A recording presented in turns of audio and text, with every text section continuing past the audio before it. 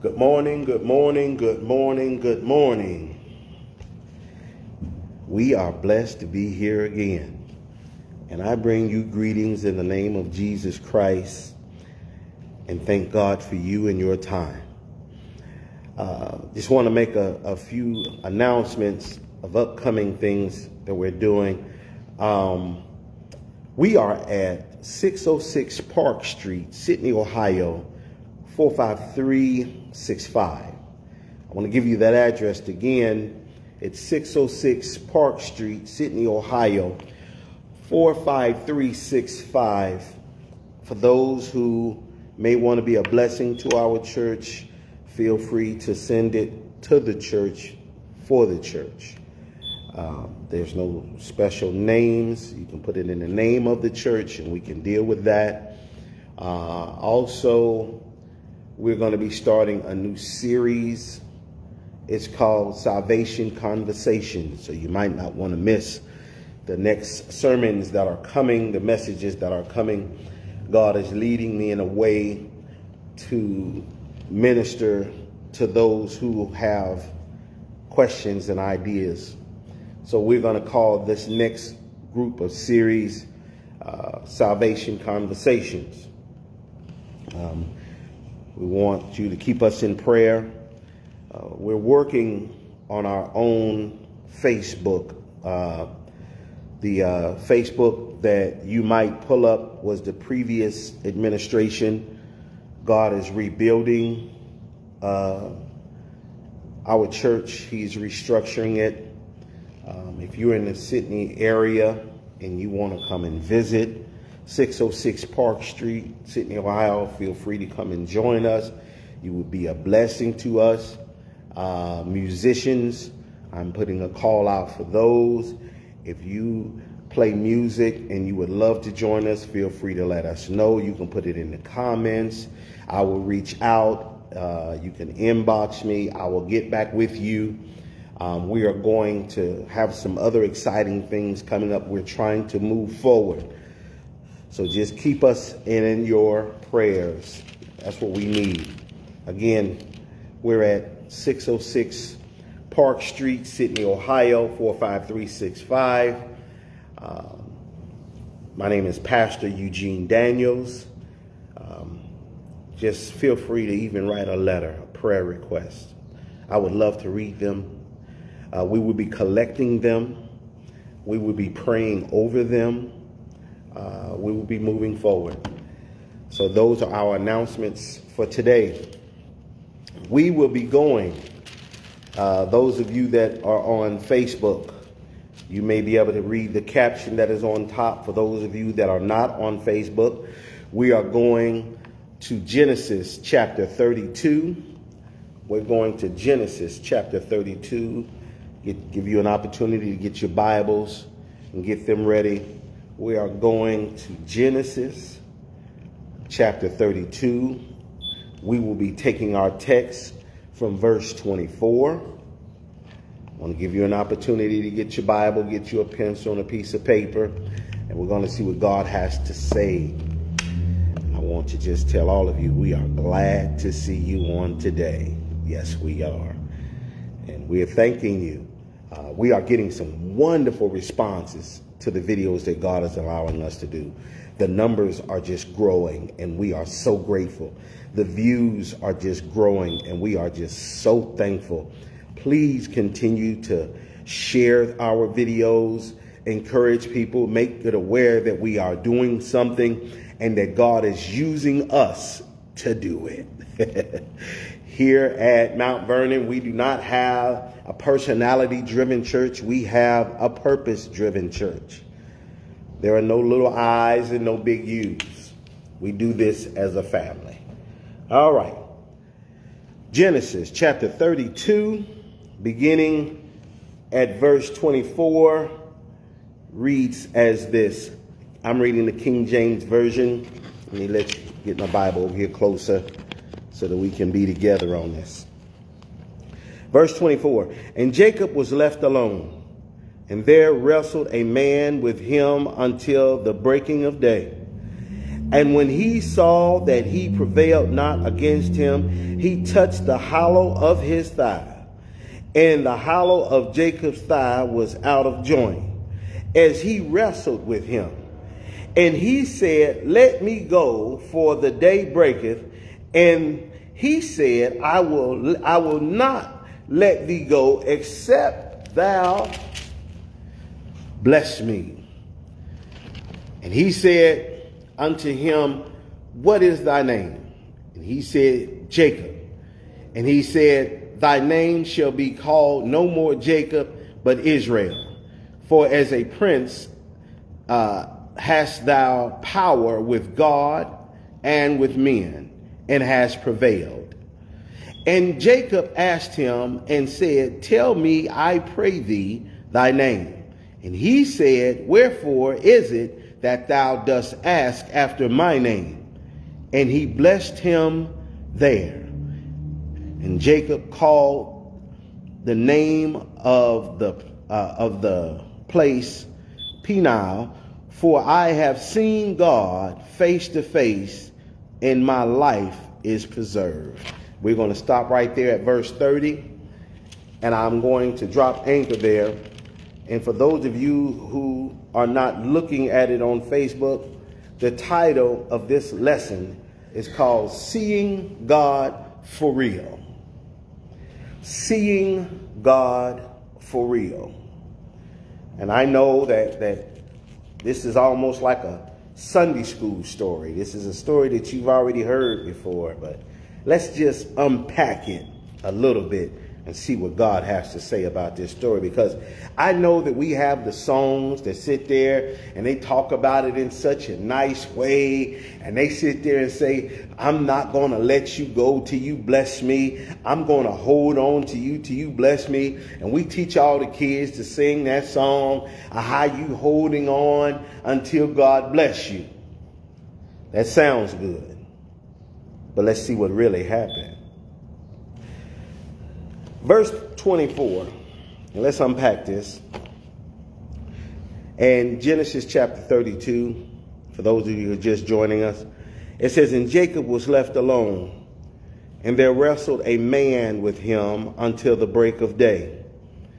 It says, man, it was an angel. That's who he wrestled with.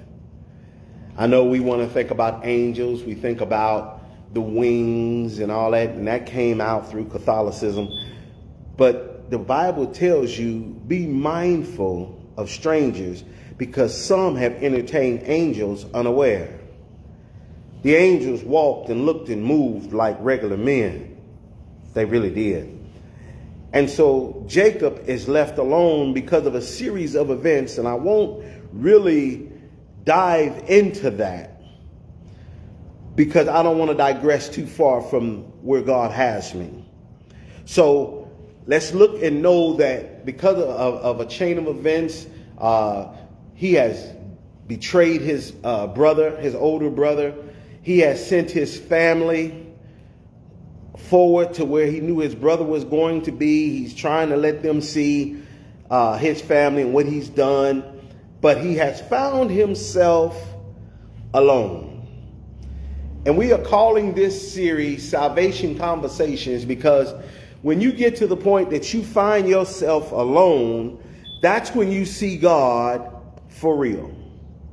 You'll see God for real. Everybody have had a moment where you got a chance to see God for real, and we'll see how his response was when he had a one-on-one with God. Because if you keep living, you will have your one-on-one with God for real.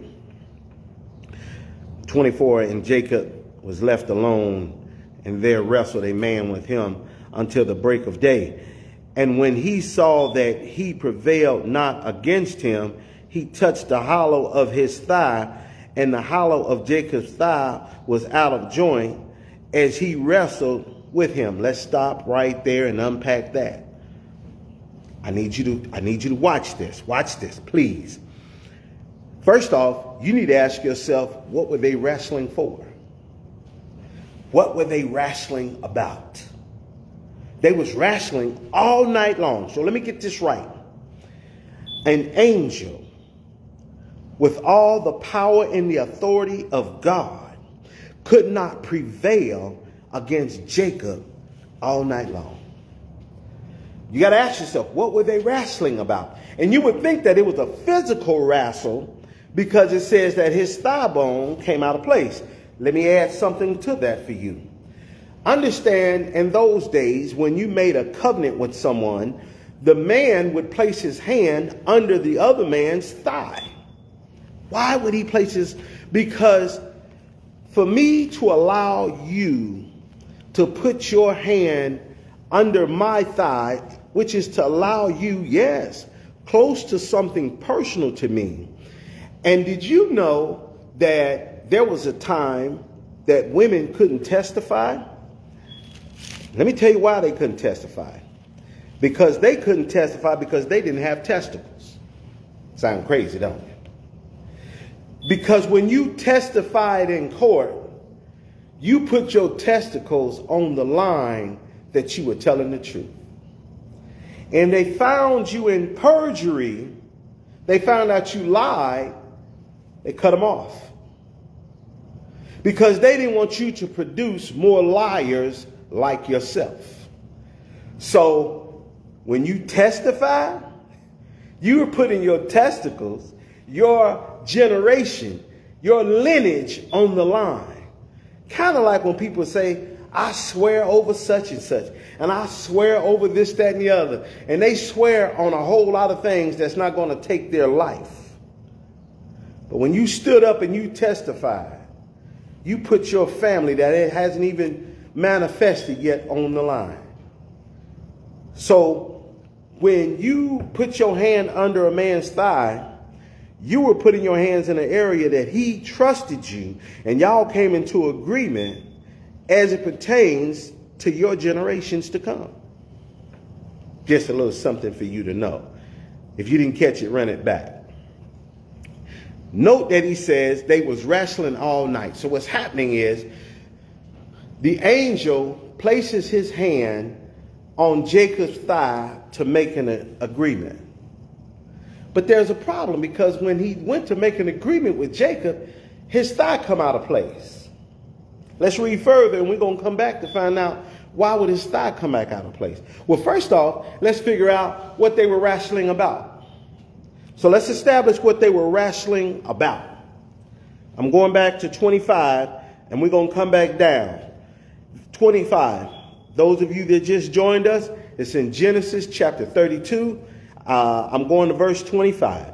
It says, and when he saw that he prevailed not against him, he touched the hollow of his thigh, and the hollow of Jacob's thigh came out of joint, and as he wrestled with him. Now let's find out what they were wrestling about. And he said, let me go, for the day breaketh. Now this is the angel telling me, I wrestled with you all night.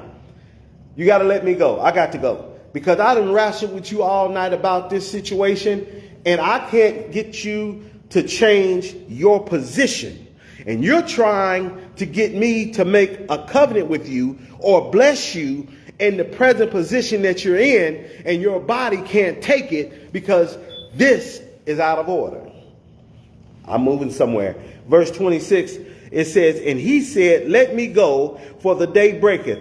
And he said, I will not let thee go, except thou bless me. Wait a minute. So now you got Jacob wrestling with the angel to get a blessing.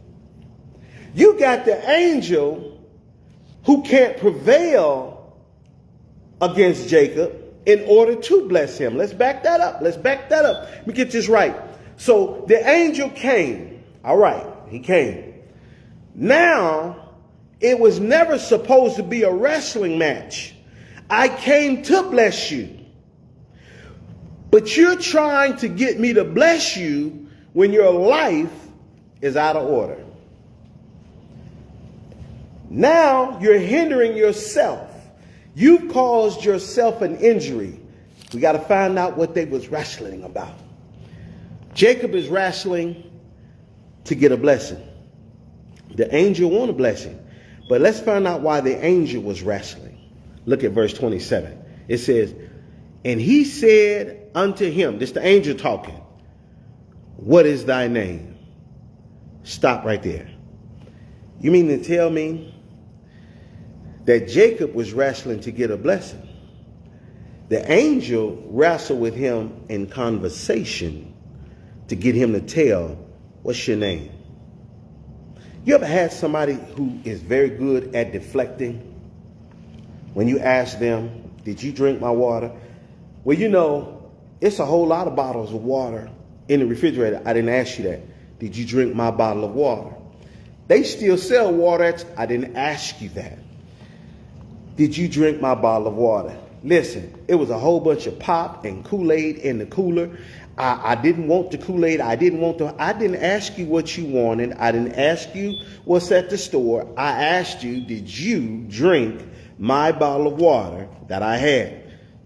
Yes or no? Well, it's not a yes or no answer, because you got to understand, technically, because you walked away. No. Did you drink it? You see where I'm going with this? You don't want to wrestle back and forth with somebody, and you're sitting here asking them. So this angel is asking him, what is your name? To ask a man what is his name is to ask him, who are you? What are you made like? What is your name? Because your name tells who you are. And I'm going to prove that in verse 27. Watch this. He says, and he said unto him, what is thy name? And he said, Jacob. Ooh-wee. He finally said what his name was. Now, Jacob means trickster or supplanter. The name Jacob means trickster or supplanter, which means his very name says that he run game on any and everybody, that he will lie to any and everybody. His very name, when he introduces himself, he might as well say, hello, I'm a trickster and a supplanter. How are you doing today? But I ask you, now why is that such an issue? For those of you that are writing this down, and I'm pausing for a second, you can find in Genesis chapter 27, verse 18 through 24. For those who want to write it down, what I'm about to tell you, you will find it. You don't have to go there, because I'm just going to just paraphrase it for time's sake. In Genesis 27, 18 through 24, you're going to find out where Jacob lied to his father, his natural father. His natural father told him, he says to Esau, go hunting, find me some venison, bring it back, cook it for me, and I'm going to bless you. I said, okay. His mother heard the conversation. Now, it's a dysfunctional family, and for time's sake, and I'm going to break it down over these series. I really am. You got a dysfunctional family. You got a father who his favorite is the son, which was the firstborn, which was Esau. Now, you'll remember this story, because when he was born, it was Jacob that reached out of the womb and grabbed his brother by the heel. Now, Esau is the eldest. Esau came out of the womb first. So the father takes to Esau. The mother takes to Jacob. Two different natures. We'll deal with that down the road. I need for us to get to a point of understanding so that we can get what we need out of this particular lesson. So now the father tells his son, go hunting, go get what you're going to get. I want to bless you, and that's fine. The mother hears it. Now the mother, she's a piece of work all of her own, and she got a punishment for what she participated in this one. So she tells Jacob, she said, listen, Jacob was her favorite. He stayed in the house, learned how to cook. And mama gonna tell you how to run game like I do.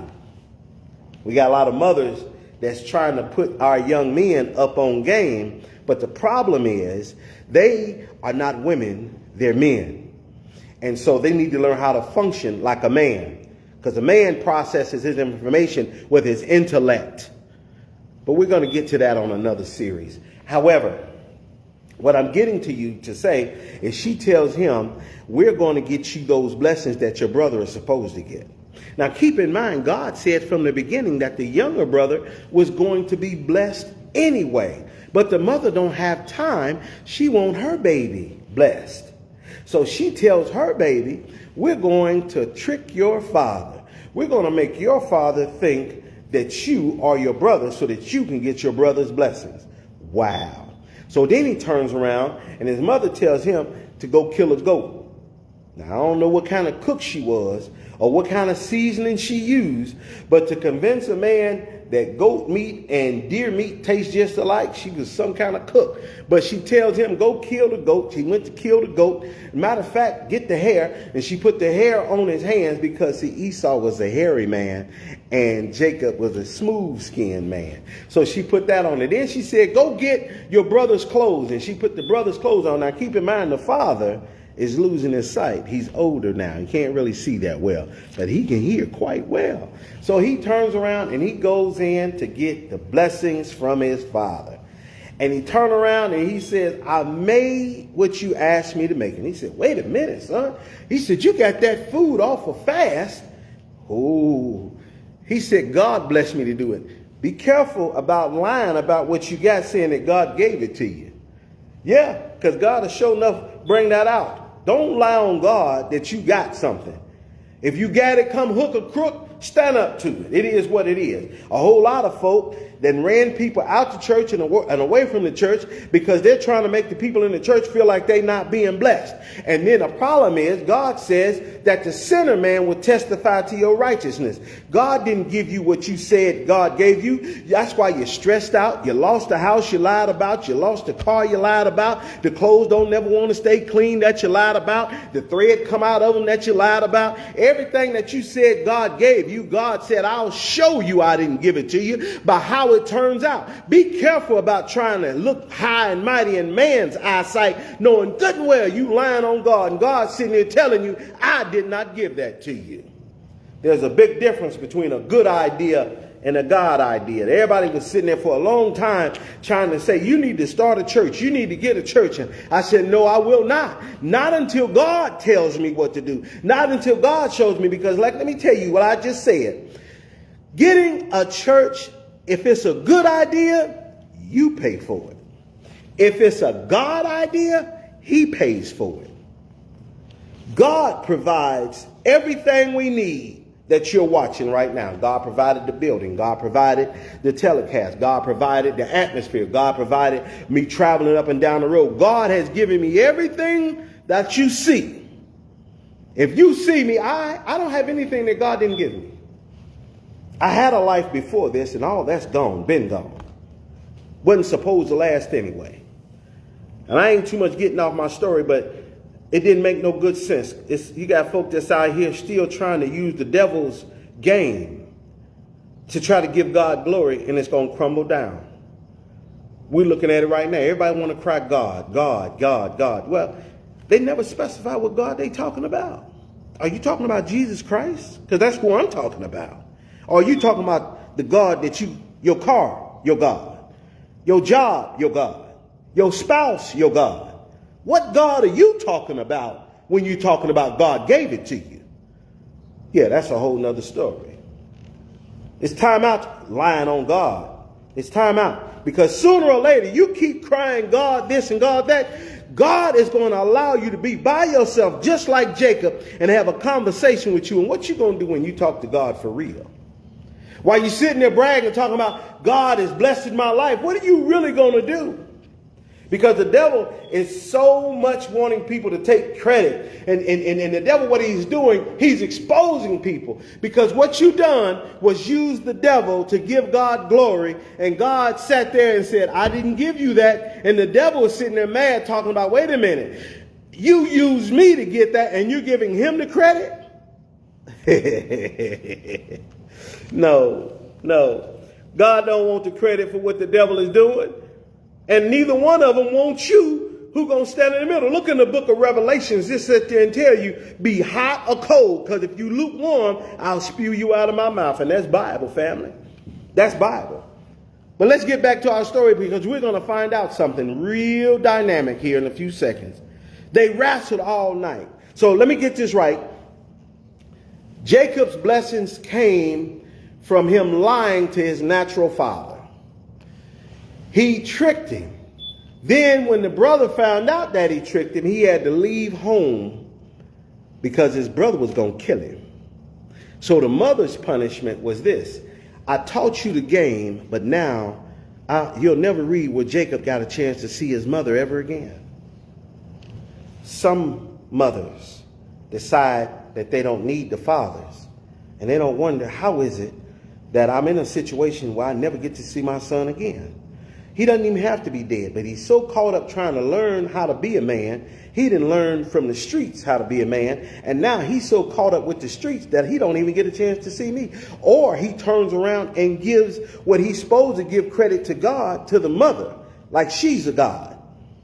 We got a lot of individuals who's sitting here saying that they are acting like they're the God of God's sons, and wonder why his sons are dying. Wonder why his sons are in jail. What happened to our sons? What made it so easy for the world to take our sons? Where did we drop the ball at that the world has so much access to our sons? That's crazy. We call ourselves trying to protect our sons when in actuality, ill training, raising them in a way that God didn't design for them to be raised, actually puts them in danger because they're defenseless. They haven't learned how to focus. They argue, they complain, they're using their feelings when they should be using their intellect. We're setting our young men up for failure and wonder what's going on with the community. The backbone. Where are our men? We can't sit there and blame the fruit, fellas. Because sometimes you got to look at the root. Where were you when your son needed you? Did he have access to you? You and the mother didn't get along, but did he have access to you? Could he call you? When he saw you, what did he see you being successful doing? I didn't have the closest relationship that I wanted to with my sons for different reasons and circumstances that were beyond my control. However, at no point did I ever fix it so that they couldn't have access to me. I made sure my children always had access to me.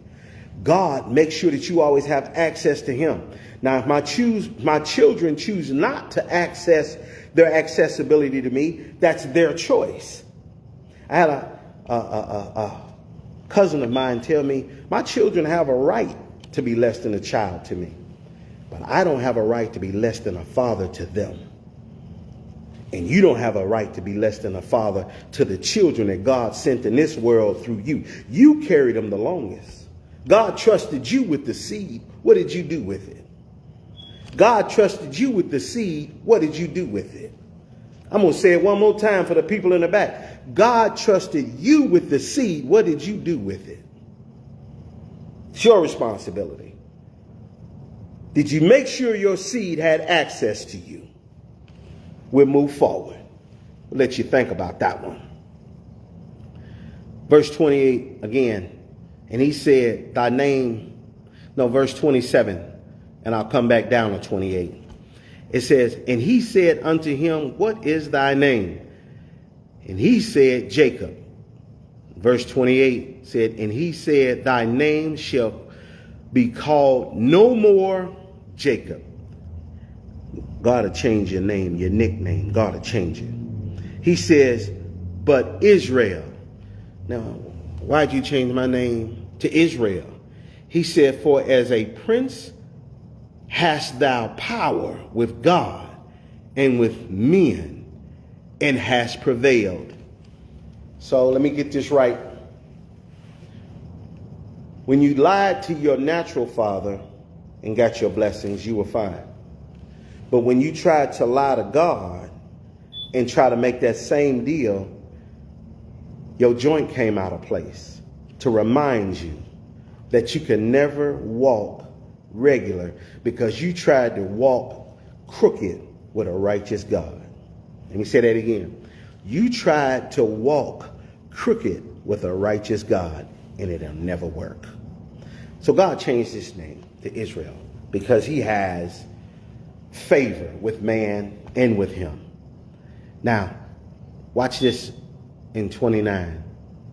This is where the meat come in at. We usually stop here, but no, we're going to move because a lot of times you miss something. Verse 29 says, and Jacob asked him and said, tell me, I pray thee, thy name.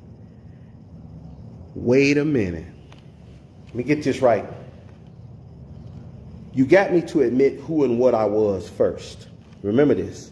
This is out of the series of Salvation Conversations. And then the title of this message is Seeing God for Real.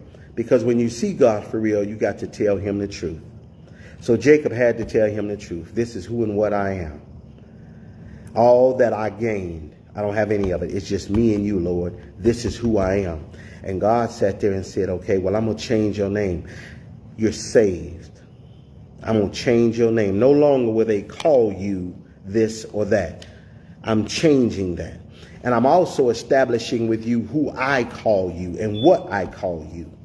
The name I gave you is your identification. And you live out the name that I gave you. A lot of times we try to live out a name somebody else gave us. What name did God call you? I know what they called you as a small child. And oftentimes if somebody call you by that name, you know that they know you from your childhood or from the past.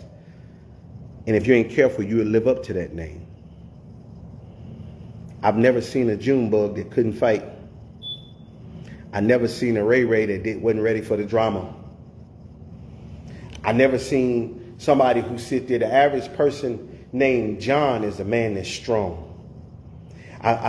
Most individuals who I've seen named Michael think they are just the sharpest thing and the best gift that ever came to a woman. Names identify us.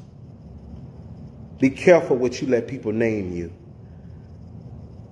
Be careful what you let people call you. And it ain't what they call you, it's what you answer to. So now Jacob has a relationship one-on-one with God, and God has told him that they're going to call you Israel because they're going to realize and recognize you got favor with me and with them. You use my name that I gave you to get what you're going. Use what I call you to get where you're going. Use what I call you to get where you're going, not what they call you. Are you with me, family? We almost at the end. We almost at the end. Look, if you will, at 29 one more time. It says, and Jacob asked him and said, tell me, I pray thee, thy name. And he said, wherefore is it, this is the angel talking, and he said, wherefore is it that thou ask after my name? Question mark. Wait a minute. There's a change that just took place.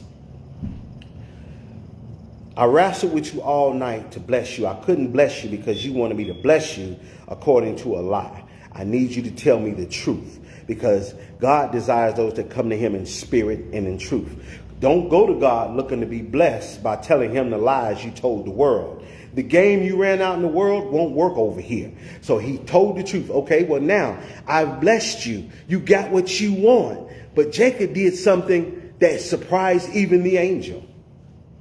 I wrestled with you all night to get a blessing. I didn't know what you was going to do. I didn't know how I was going to get it, God. But since you blessed me, I thank you that you blessed me. But now I want to know your name. Hold on. And the angel said, what do you mean you want to know my name? Are you trying to tell me you not only want to know what's in my hand for you, now you want to seek my face to see who and what I am? You want a relationship with me? Well, now that's a growing thing because at first, Jacob, you was all about the money. I got to get that money. I got to get paid. Mama taught you get paid. Mama told you run game and get paid. Mama told you get that dollar. Everybody, you had your big homie get that dollar. Everybody told you it was about getting that dollar. And you did all you could to get that dollar until you found out that that dollar can't get you nowhere. You found out that that dollar ain't going to do nothing but cause me discomfort. That dollar got me limping because I got shot or stabbed. That dollar got me running for my life. That dollar robbed me of my childhood. That dollar, chasing that dollar, robbed me of my household. Chasing that dollar cost me my wife and kids. Chasing that dollar cost me all my time. I don't want that dollar. I want you, God. Verse 29, he sat there and said, I thank you for blessing me with favor with God and man. Had Jacob not changed, that means you didn't gave me the gift of gab. I thought I was smooth at first, but now I can use you, God, to talk to man and get what I want. But then you find yourself in a position that's all too familiar to me. When you get to the point that you don't care about that dollar, God, I want to know you. Because when everything is gone, all I have is you. God, I thank you for everything that you're giving me. I thank you for the opportunity. But quite frankly, God, I want to know you. Now watch this, because preachers got this wrong. Preachers said that the blessing came for his thigh being out of joint. Well, his thigh was out of joint because you was trying to walk with God with a crooked life. That's why his thigh joint came out of place. Watch here in 29, it says, and Jacob asked him and said, tell me, I pray thee, thy name. And he said, wherefore is it that thou dost ask after my name? Look here. And he blessed him there. And he blessed him there. What's the there? At the point that you said you could care less about what's in my hand and wanted to see what was in my face, is where the blessing comes in. When you stop asking me to pay your bills and ask me to live with you, then that's where your blessings come in at. When you get to the point that you stop asking me for the brand new car and ask me, can I ride with you in the car that you already got? That's the there. When you get to the point that you stop trying to tell me to control other people, that's the there. When you get to asking me, well, God, why do you wake me up every morning? That's the there. When you get to asking God, why do you put food on my table every day? That's the there. When you get to the point that you say, God, I don't even pay you no attention. I don't even go to your church, but you still wake me up and give me protection. Why is that? Because that's the there. The blessing is when you want to know God. The blessings come when you want a relationship with God. The blessings come when you stop asking God for things and ask God for him. That's the there. The blessing didn't come when he touched his thigh. Deliverance came when he touched his thigh, because he had to get delivered of himself before you can get blessed. You got to get delivered of yourself before you can get blessed. You got to get delivered of yourself before you can get blessed. Because when you ask for the relationship one-on-one, when you ask God to be in your life for real, when you ask God to touch you for real, when you ask God to wake you up for real, when you ask God to walk with you for real, when you ask God to give what you want you to have for real, that is the there. And that's the message, family. That is the message for today. The message for today is for you to get real with God. Tell God your real name. Give God the name that you use to go to dark places. Give God that name so that God can give you a new name. Give God that name that you use to do all you could do through hook and crook. Give God that name. Why would I give God that name? Why would I come in the name of the liar that I've been using? Why would I come in the name of the thief that I've been using? Why would I come in the name of the cheater I've been using? Why would I come in the name of the dope addict that I've been using? Why would I come in the name of the alcoholic that I've been? Why would I come in the name of the whoremonger that I've been? Why would I come in the name of a murderer that I've been? Why would I come in that name so God can give you a new name? You come in that name so God can give you a new name, so that you can answer to a name that God gives you, not what man gives you or the name you picked out for yourself because you thought it fit the profile or fit the outfit that you wanted. Why don't you trade in that old name for a new name? Why don't you go have a conversation to bring up salvation? Why don't you have that kind of conversation? I had somebody ask me about what's on the back wall behind me. They come talking about a pinnacle. It's the Star of David. We're going to teach about the David and his star in sermons to come. But I thank you for your time. I thank you for even spending time with us.